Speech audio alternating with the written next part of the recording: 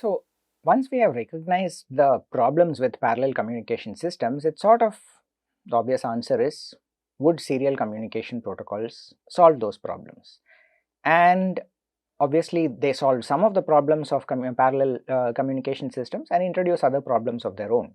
But overall the tendency over the years has been to sort of gravitate more towards the serial protocols, and what we are going to do is look at a few instances of those. Now, why are we even thinking about serial protocols in the first place? Because of the problems that we already mentioned, right? I mean, serial protocols fundamentally mean fewer wires than parallel protocols, which means simpler connections and lower costs. It's probably easier to deploy serial protocols. You also do not have as many crosstalk or timing skew issues. Now, possibly I should be careful with this word no over here, because there is still a concept of crosstalk that can happen between a communication wire and something that's completely unrelated to it, right? And there can be issues with regard to timing, maybe not exactly skew, but synchronization, for example, is definitely a problem, right? I need to be able to recover the clock at the other end. Having said that, once people started working on serial protocols, it turns out that humans are fairly good at finding solutions to problems, and there are excellent synchronization and timing and clock recovery algorithms and techniques, circuit level techniques that have been developed over the years that make it possible to actually take these kind of serial communication protocols and operate them at really high speeds. In general, what it means is, because of their simplicity, fewer wires and overall less complexity in the design, they are more scalable and flexible than parallel protocols. Now, there are a few terms over here that are extremely common. Probably the one that most of you have heard the most often will be USB, but there are others such as SPI, I2C and so on, especially in the context of embedded systems. Now, USB is something that I'll only be mentioning in passing. I'm not going to get into the details of how it works, although it is a very important aspect of communications. The other protocols will look a little bit more into some of the aspects of how they work, just to sort of understand the constraints that you have to deal with when dealing with serial communication protocols. Now, the first serial communication protocol is something that we have already looked at before. It's the UART, the Universal Asynchronous Receiver Transmitter. And as we already saw, the way that it works is, you can think of it as almost a single wire plus ground, of course, right? So what happens over there is, you have this single wire whose job is basically to stay high until such time as you are ready to start transmitting, right? So there is a start pattern that has to come out over there, and after that you can basically transfer bits any way you want for a certain duration, after which you have maybe a parity bit, but at least definitely one or more stop bits. Right? And we have already looked at this protocol. One of the main things that is required over here is that both the sender and the receiver pre-agree on the speed at which the communication is going to happen.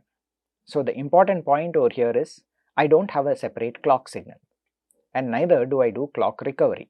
So I'm not trying to transmit this fast enough that somehow I can recover the clock at the other end by counting the number of transitions over time. All I'm saying is, both sides have to sort of agree that this is the speed nominally at which I'm working, and there will be some tolerance that is given. When I say 9600 bits per second, maybe I can go plus minus some small percentage over there, and both transmitter and receiver will still be able to talk to each other. So as long as you fall within those tolerances, you can manage a serial communication without having a separate clock signal and without needing to recover the clock from the signal that's been transmitted. So it's very simple to implement. You need a TX and an RX. Now, if you only want to transmit in one direction, all you need is a TX of one side connected to the RX of the other side, and of course you need ground. So you could argue that this is almost a one wire protocol, right? There is another actual protocol that's called one wire, but this is technically as close as you can get to that. Of course, if you want bidirectional communication, then you need two wires, TX, RX, and then the opposite side, TX to RX. It's asynchronous in the sense that there is no clock that is explicitly transferred over here, and as we have already seen, the speed as well as the range are limited, right? The best scenario is something like 100 kilobits per second or so. There may be customized protocols where you may also be able to go to higher speeds using a similar kind of behavior, but it's not really designed for that. Now, one other thing which I had not talked about much while actually talking about the implementation of UART is that in practice, this actually revolves around something called the RS-232 protocol, right, which is the actual physical layer standard which tells you the kind of voltages and the properties of the wires that need to be used in order to perform the communication. What RS-232 does is it also specifies what kind of voltage levels are needed, and very often you might need to use something called level converters, meaning that your microcontroller by itself may be working at, let's say, 1.2 or 1.8 volts, whereas the RS-232 standard requires you to operate at higher voltages. The actual original RS-232 is something like 12 volts or so, whereas nowadays there are variants of it that work at smaller voltages, but still not at the 1.2, 1.8 that we normally think of. But this is a very adaptable protocol. People have got variants of it that work at different voltages, different speeds. They may not be completely compliant in terms of the voltages and so on, but they are still using the same basic idea to perform communication. The biggest thing is it's ubiquitous. It's basically found almost everywhere, and it's the most common and the most likely to be found on a new device that you come across, right? So knowing how the UART works is very likely going to give you some utility in terms of getting a new system up and running. Now, that's all I'm going to say about the UART. What we are going to do is look a little bit more into a few other protocols over here. One of them is called the Serial Peripheral Interface, or SPI. Now, first things first, what is it, right? It's a synchronous, serial, short distance communication protocol, right? And it's very common, especially for interfacing with sensors. It's used for SD cards, the secure digital cards where you can, for example, store data, right? And it's also used in the context of things like LCD displays in order to transfer the data to them. Now, this should sort of tell you that, it presumably is a higher speed protocol than something like RS-232, because the amount of data that an LCD display or an SD card needs is going to be very difficult to sort of, transfer a useful amount of data at the rate of kilobits per second. And sure enough, this can actually go to more. It can go in the order of 10 to 100 megabits per second in a lot of cases. Now, it has a few features that make it useful. One of them is that it's full duplex. Duplex once again refers to the fact that you can communicate in both directions. It has a master-slave architecture, right, with slave select lines, which we'll look at a little bit more detail in a moment. And it uses this for serial transfer of data. So, let's try and understand a little bit of the structure in a bit more detail, right? What we have is typically something like this. There is a master device and a slave device, and these are the sort of signals that need to be transferred between the two. One of them is called the MOSI, or master out slave in. It's used in order to write data from the master to the slave. There is also a signal called MESO, which is master in slave out, right? And this is used, for example, when I want to, let's say, read data from a sensor, right? I have to figure out some way by which I give it a command, and then I can read data back using the MESO line. Now, for both of these, one of the things that is done is there is an explicit signal called the clock, whose job is to synchronize the data transfer. So, this is what we mean by saying that this is a synchronous protocol, right? Unlike the UART, where we sort of both sides need to predetermine that this is the speed at which we are working and that we just sort of sample it at specific intervals. In the case of SPI, the clock is explicitly transferred from the master. So, the master is in charge of the clock, right? And it can, in fact, by sort of controlling the clock, it can determine the rate at which the slave responds, right? The slave is supposed to use this clock internally for all its flip-flops and various other things that are involved with the communication, right? So, here's the point. I mean, the slave might be something that is actually working at its own speed. It might have its own clock signal and so on, by which it does certain computations. But when the communication part kicks in, it has to use this clock which is being sent to it by the master to actually transfer the data.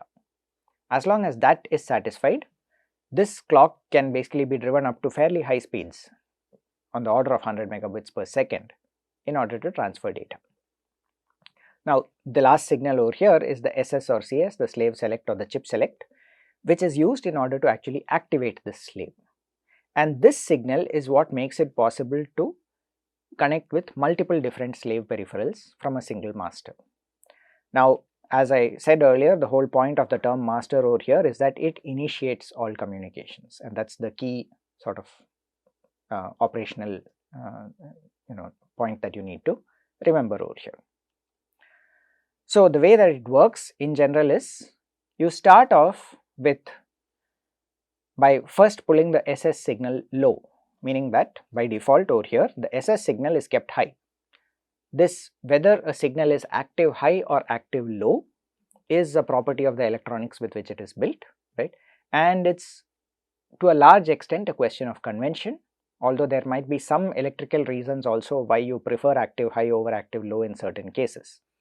But as far as this is concerned, it's pretty much convention. All that it says is, when the signal is high, I consider that this slave is not active and it should not be trying to communicate. It should neither be reading data that it's seeing on MOSI, and nor should it be responding with any data on MISO, right? On the other hand, any time that I pull this SS signal low, that's effectively an enabled signal for the circuitry that's happening over here. You can think of it as a wake up call for this device, which basically says from now onwards any transitions on S clock should be seen as either sending you data or requesting data. Okay. So, how does that work? You basically pull the SS low to activate this, this particular slave device or this chip, and then you start pulsing the S clock, right? Now, what does that mean? It basically means that every time that there is a transition on the S clock signal, there is some data transfer happening. It could be on the way it happens by default is every time that there is an S clock transfer, to start with, since the master is initiating the transfer, the slave has to look at the MOSI signal, right? And it sort of reads what is coming in over there, and usually that will be some set of transitions corresponding to some number of bits, which finally tell you a command or a request, some byte, some code that the slave receives, which tells it, maybe it could be something like, okay, give me the current temperature. At that point, the slave goes into the mode where it's going to respond, and what it does is it starts activating the MISO signal. Again, how should it do it? It has to wait for the S clock to transition. On each transition of the S clock, it sends one data back, one bit of data back, right?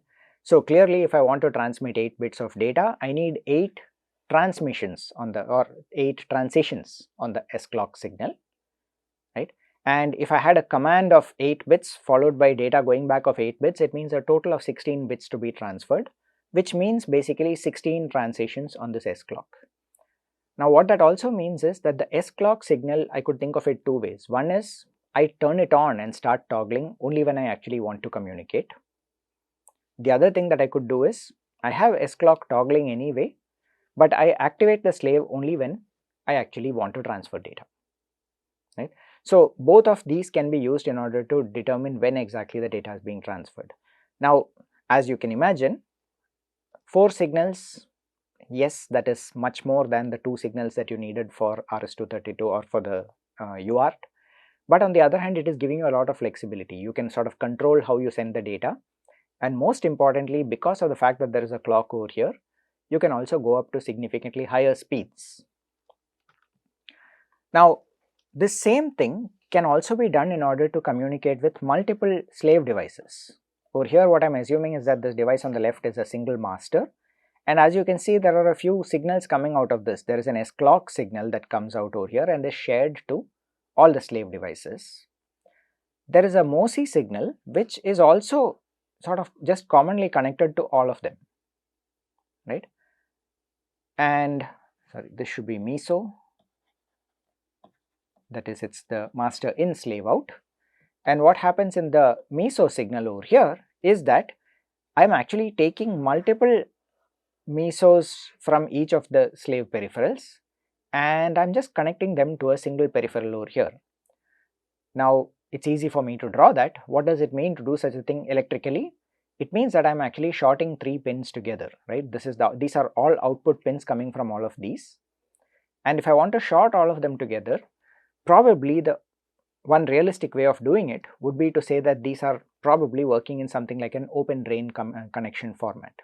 What does open drain do? It basically means that none of these are going to actually be pulling this signal down by default, and there will be some kind of a pull up resistor over here which ensures that if none of them are driving the bus, this just gets pulled up to 1.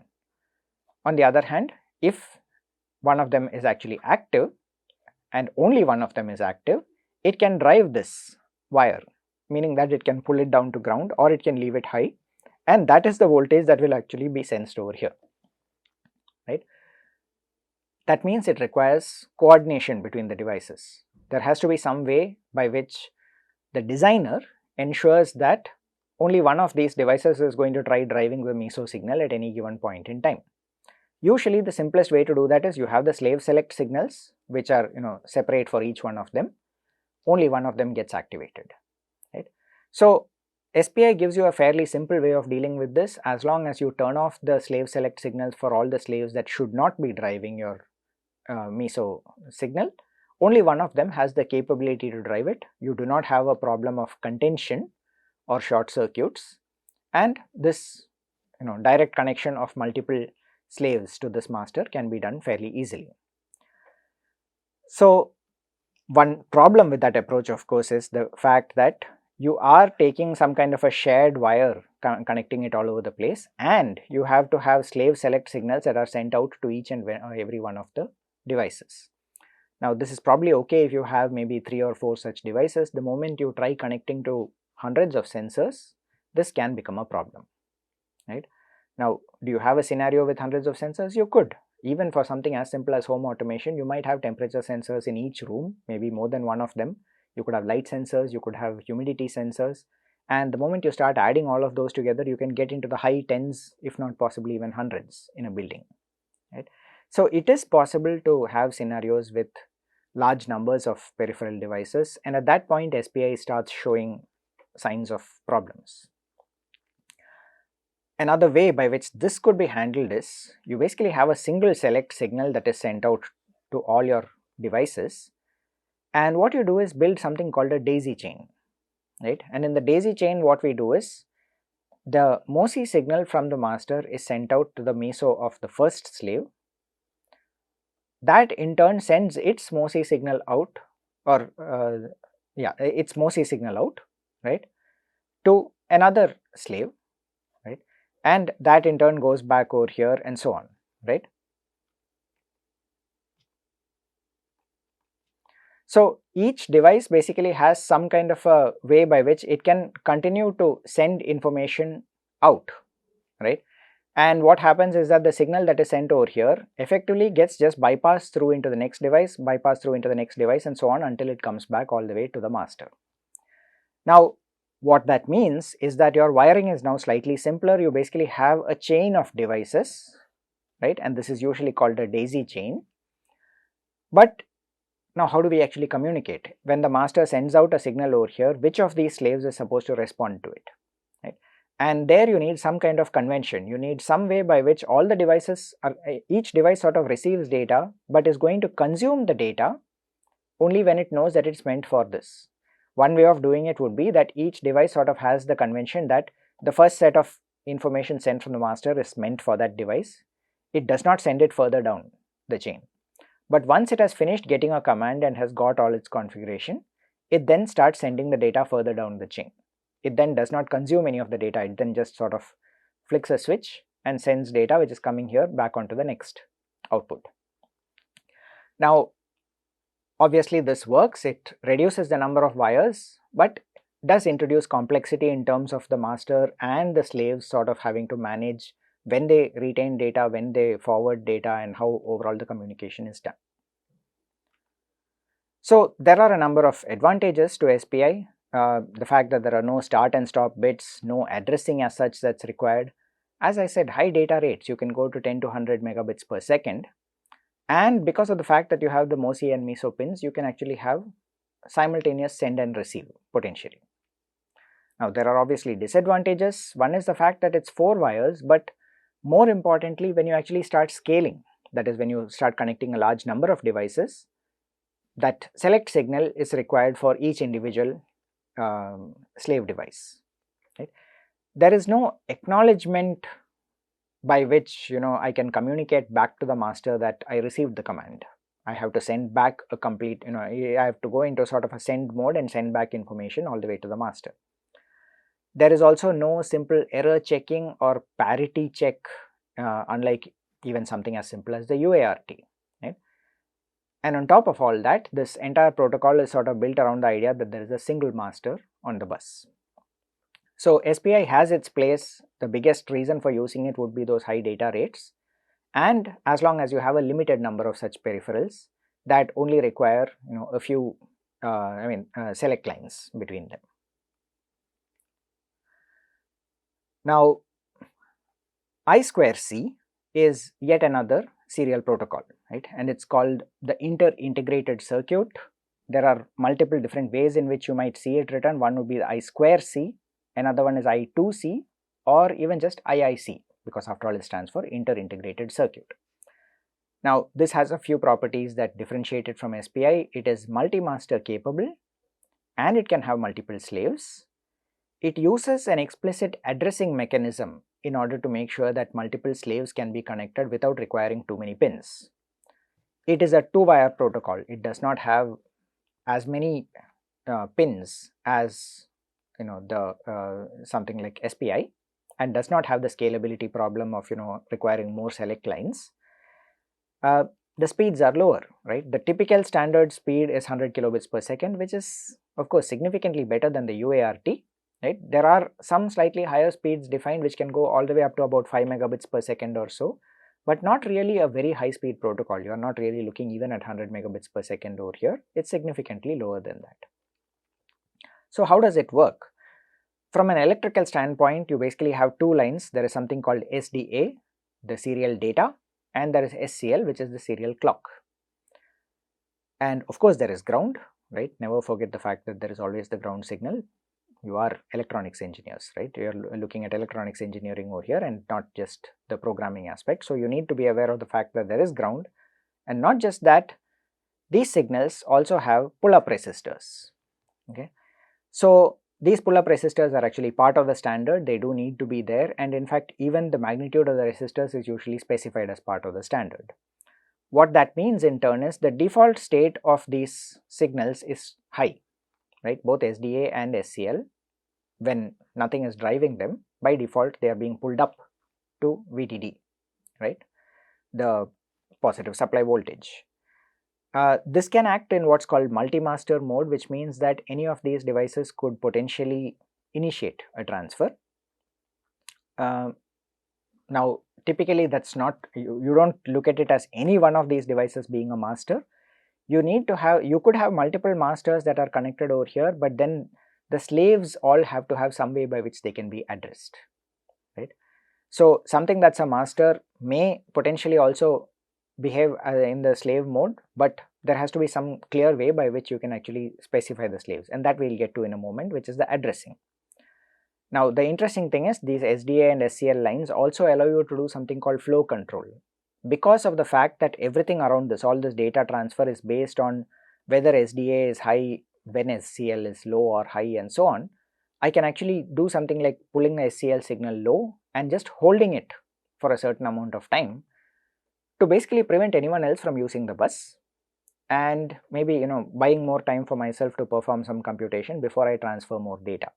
So things of that sort fall under what is called flow control. It allows me to sort of control the amount of or the type of information flowing on this bus. So how does it work? Once again, masters always initiate the transfer, and the way that this is done is I wait and check that the SCL line is high. If I am a master connected to this bus, right, as I said there can be multiple masters, the first thing I need to check is the SCL line currently high?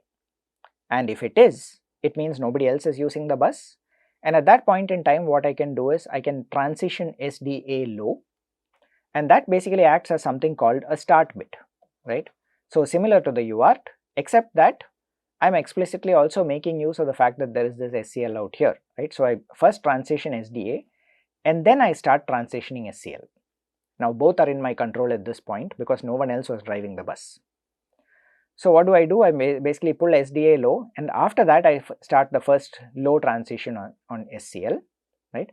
And thereafter what I can do is I am basically going to treat SCL like a clock signal, with the key thing being that from this point onwards, every time that SCL is low, I can make the SDA line either high or low, so that at the next point that SCL becomes high, the slave device will actually pick up that value as either a 1 or a 0.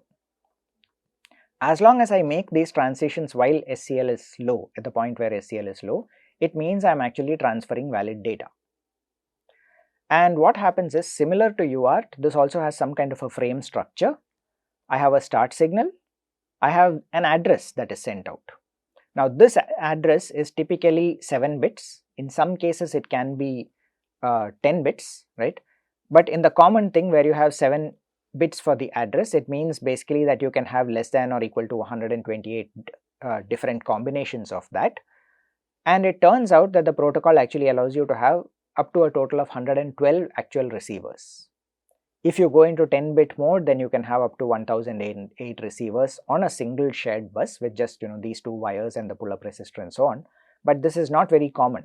I mean, you run into other scalability issues when you are dealing with such a large number of devices. But either way, so the address, assume that it's 7 bits, is first sent out by the master, and immediately after that it sends out 1 bit, which is either a 0 or a 1, to indicate that I want to read data from the slave or I want to write data into the slave. After all of this, I basically wait for 1 clock cycle or 1 tick of this SCL, where the slave is allowed to indicate to me that yes, it received the data correctly, which is an ACK, or a NACK, which is basically saying something went wrong, I did not get a valid address out here. Okay. But after that, I can then move into the data mode, right, where I basically either transfer data into the slave and then wait for an acknowledgement from this, or I can basically receive data from the slave if I was in read mode, and then I as the master will send back the acknowledgement saying yes, received or not received. Okay. So, the bottom line is, in this way you can sort of create a longish frame sequence. The end of that frame corresponds to the fact that I basically pull SCL high at some point, and while SCL is high, I make sure that SDA undergoes a transition from 0 to 1, right, and that sort of indicates a stop. It basically says this is the end of a frame. Note that all other transitions on SDA are supposed to happen when SCL is low. This start and the stop are the only things that happen when SCL is high, right. So, as long as I sort of run it effectively like this, it means that I have this frame structure. I can use the address in order to communicate with one of the peripherals. I can also use some kind of acknowledgement in order to indicate errors in communication, which is primarily going to be maybe bit level errors or something of that sort, back to the master, and I can do both reading as well as writing of data, right. So, a fairly versatile protocol, right, and it has several advantages. The primary one being, of course, it's 2-wire. Even when you want to scale it out to larger number of devices, you can have multiple masters and slaves. It has this property of acknowledgements or negative acknowledgements, which allow you to sort of do some kind of error detection at least. There's no parity, but at least this allows you to say that, hey, something went wrong. It's well supported and it's well standardized, and it has a addressing protocol that is sort of well standardized at this point. So, it can be very easily sort of incorporated into an embedded application. And not just I2C, but also things like SPI and UART and so on can be used in a context which is sometimes called the bit banging protocol. And bit banging basically says literally that you don't actually have an I2C peripheral or a I2C interface on your microcontroller, but you are able to emulate its behavior just through software by writing a for loop or something of that sort, which basically does all of these transitions for you, right. Basically set a value to 1 for the SCL, then maybe pull it low, at that time pull the SDA low, do all of that and thereby transfer data. Now, I2C is not very difficult to do this. UART is also fairly straightforward because they are relatively low speeds compared to the speeds at which microcontrollers operate. SPI is not so easy to do in bit banging mode, but the important point over here is many of these serial protocols are so simple that in the worst case that you don't actually have hardware for supporting it, you could actually just emulate it through software. Now, does I2C have disadvantages? Yes, it does. Its data rate is generally lower than what you can get with SPI, although it is greater than what you can get with UART. Now, once again, it has the concept of data frames with start signals, read write, acknowledgement and so on, all of which constitutes overhead. And the hardware in general is more complex than SPI, although it's a similar complexity to the UART, but not really. The UART is arguably even simpler to implement, right? And in general, it is a half duplex mode of communication. You don't have two separate wires. UART in that sense actually could be full duplex because it has separate TX-RX pairs which can be used in order to communicate in both directions at the same time, whereas this one is clearly half duplex. Once one master starts communicating, the others just have to sort of wait, and the slave has to wait for its turn before it responds. There are a few other protocols. One of them in particular is what is called the one-wire protocol. It's similar to I2C. Well, the first thing you notice when you dig deeper into it is that it's actually two-wire. So it's sort of ironic that the one-wire protocol is actually a two-wire protocol. And it's not just that, it also has an implicit ground, so you should probably be calling it a three-wire protocol. But for whatever reason, they decided that one wire sounded like a nice name for the thing, right? So anyway, it has the addressing and the idea of a single mask. It uses some kind of addressing similar to what is there in I2C. Unlike I2C, which can have multiple masters, it has a single master. It has a lower data rate but a longer range. Now, one of the most attractive aspects of this particular thing is that it is actually designed for a for a scenario where just the fact that your SDA line is high, for example, right, can actually be used in order to charge a capacitor on the device that you are trying to communicate with, and just the charge on that capacitor can be used in order to power the communication aspect of it, right? And it actually specifies what kind of capacitor to use that can be used in order to store sufficient charge for it to be usable.